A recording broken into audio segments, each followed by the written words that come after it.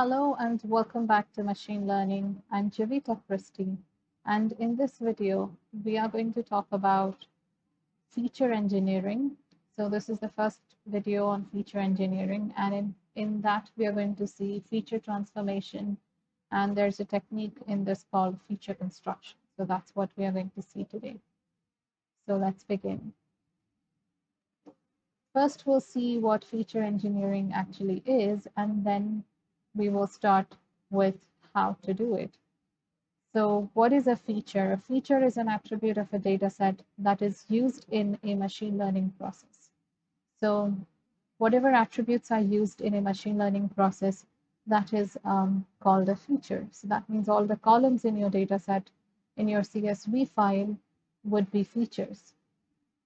And feature engineering refers to the process of translating a data set into features such that these features are able to represent the data set more effectively and result in a better learning performance. So when we have a data set, all our columns or features are not necessarily going to contribute towards making your algorithm's performance better. So you might have to reduce the number of features or convert some of those features into something else. You might have to combine some of those features. So that is what feature engineering is about, trying to find out which features are effective and which features are not. And there are two major elements in feature engineering. One is feature transformation, and the second one is feature subset selection. So the one that we are going to talk about today is feature transformation. Feature transformation transforms the data, which could be either structured data or unstructured data. Structured data is data that is having some structure, like you know, a table that is structured data, Excel file is structured. Okay, so those are all forms of structured data. And unstructured data would be data that does not have some particular format, like data from Facebook or Twitter that is unstructured. Okay, so when you transform the data into a new set of features, which can represent the underlying problem which machine learning is trying to solve. So transforming just means converting one kind of feature into another kind of feature, or several features into another kind of feature. That is transformation. And here there are two variants or methods or techniques. One is feature construction, and the second is feature extraction. So construction mainly deals with creating new features which were not previously there, and extraction is more about, combining or rather joining features together and creating another feature. And in this video, we are going to just go up to feature construction. In the next one, we'll continue with feature extraction and feature transformation. And both of these features, both of these methods together are sometimes called feature discovery. So let's talk about feature construction. Feature construction process discovers missing information about the relationships between features and augments the feature space by creating additional features. So sometimes there could be features that are already present in your data set, but maybe they are not enough. And maybe some of those are related with each other.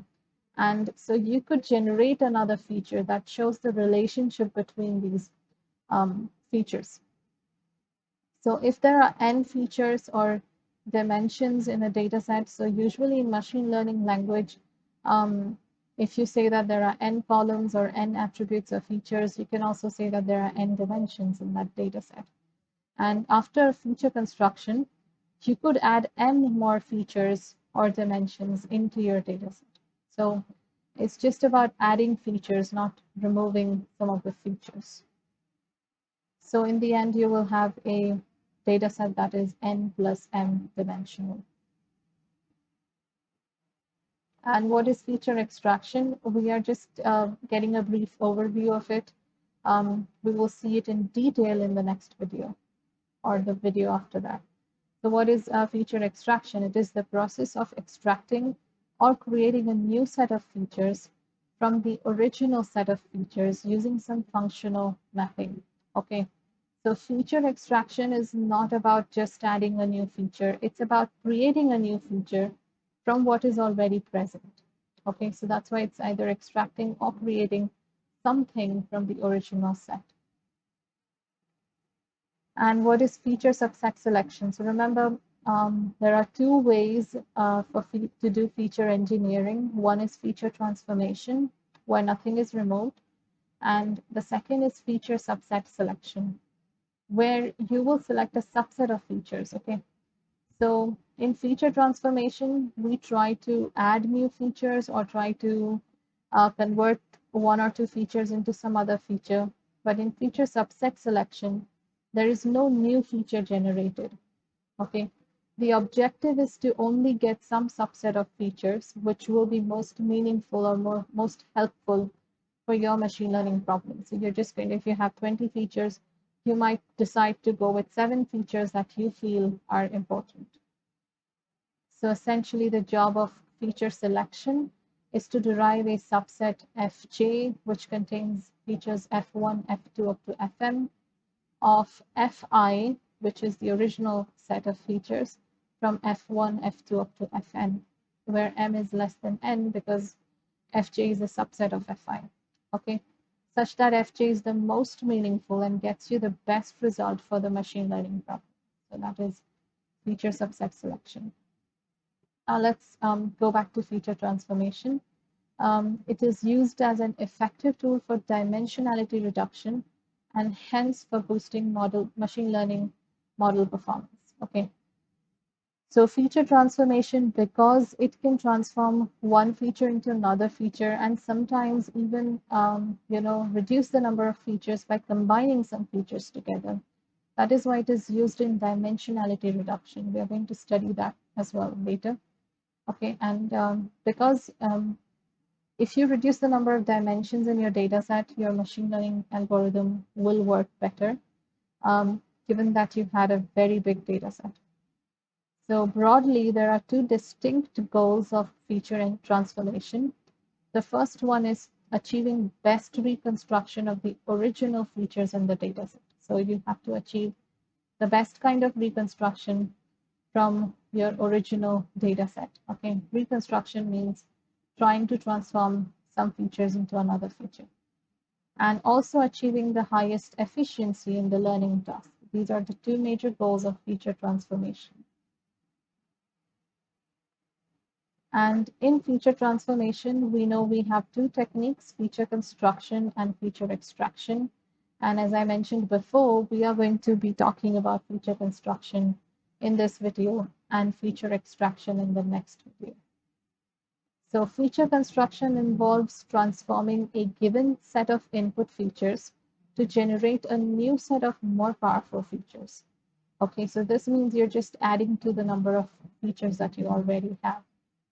And to understand this more clearly, we're going to see an example of a real estate data, which gives us details about all apartments which are sold in one specific region. So this is what the data looks like. You are given the apartment lengths, you are given the apartment breadth, and you are given the apartment price. Okay. You could add one more feature called apartment area, because definitely area helps a lot in predicting some of the things. And how did we get area? You can calculate area from the length and breadth. So you just have to apply the formula of area and get the area from length and breadth. So that's how you can add another feature right here, okay, using feature construction. Now, there are certain situations where feature construction is an essential activity before we start with the machine learning task. And let's look at some of those situations. So when features have categorical value and machine learning needs numeric value inputs, okay? So you might be having categorical values like grade A, B, C, D, E, but your machine learning algorithm needs numeric values like 1, 2, 3, 4. So you might want to convert those grades into numbers. It could also be a situation when features having numeric or continuous values need to be converted to ordinal values. Okay. So for machine learning algorithms, sometimes categorical data is not good, so you have to convert it into numeric. But sometimes numeric data is too much. Okay, and you might want to divide it into categories. So, for example, if you have different kinds of temperatures, you might want to divide that into high or low or some ordinal values. Ordinal values are values like not satisfied, little bit satisfied, satisfied, and then very satisfied, highly satisfied, stuff like that. So in situations where you have numeric values and you want to convert them into ordinal values, that time also you would be using feature construction. If you have text-specific feature construction, then also you could use this. So that means you have a text, you don't have any data, numeric or categorical, but textual data. At that time as well, you could use feature construction. So let's first talk about nominal variables. Okay, so how to encode nominal variables. So we all know what nominal variables are. You can see over here, nominal variables are just categorical variables, plain and simple. They don't have any meaning behind them. So like you can see here, this is data about some athletes, the ages of those athletes, which city they were born in, whether or not their parents were athletes, and also the chance of winning for that particular athlete in some game. Okay, so how do you convert this into, how do you encode all this? So first of all, it's a very simple encoding technique. You keep age as it is because it's numerical, but city of origin and parents athlete and chance of winning, they are all not numeric. So categorical, you could convert it like this. You could see how many cities of origin are there. We can see there are only 3. So create 3 columns, one for city A, one for city B, one for city C. And wherever you see, like 18 has, the first row has city A. So you'll just write city A1, everything else 0. For the second one, you have city B. So city B is 1, but the other 2 are 0. For the third one, again, city B. So city B will be 1. The other 2 will be 0. Then you have city A. So this is 1, 0, 0. C, so 0, 0, 1. B, so 0, 1, 0.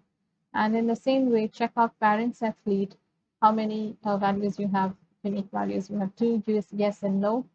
So you create 2 columns, parents athlete Y and parents athlete N, and write down again in terms of ones and zeros. For example, the first row has yes, so you'll write 1 here, 0 here, okay? And in chance of winning, once again, we have 2 values, yes and no. So create 2 columns, one for Y, one for N, and the first one is Y, so we'll put 1 here, 0 here, and so on, okay? So this is how you can perform encoding of nominal variables. But now if you look at it, for city A, B, and C, we have 3 possibilities, and that's why it's okay if we keep 3 columns. But if you consider athlete Y and N, we know that both are kind of complementary. So that means if this one is 1, then this one is definitely going to be 0, okay? So we don't need both the columns. If we know the value of 1, we can know the value of the other. So we can remove one of the columns, like we could remove N, because then if you just keep parents athlete Y, you can say directly from there, if it is 0, that means it is N. And same thing you can do with winning chance. You could just keep the yes column and remove the no column. But for origin city, we cannot do that, because suppose B is 0, we don't know if A is going to be 1 or C is going to be. So we need all 3 columns there. So this is how you can do feature construction by encoding nominal variables. Let's talk about ordinal variables. So ordinal variables are variables that are categorical, but they do have some hierarchy. Like you have A, B, C, D, E grades, salary, high, low, average. You could also have height, okay, humidity, high or normal, stuff like that. So those are all ordinal variables. What to do with ordinal variables? So once again, you have to convert them into numeric data. So for example, here there is grade, okay?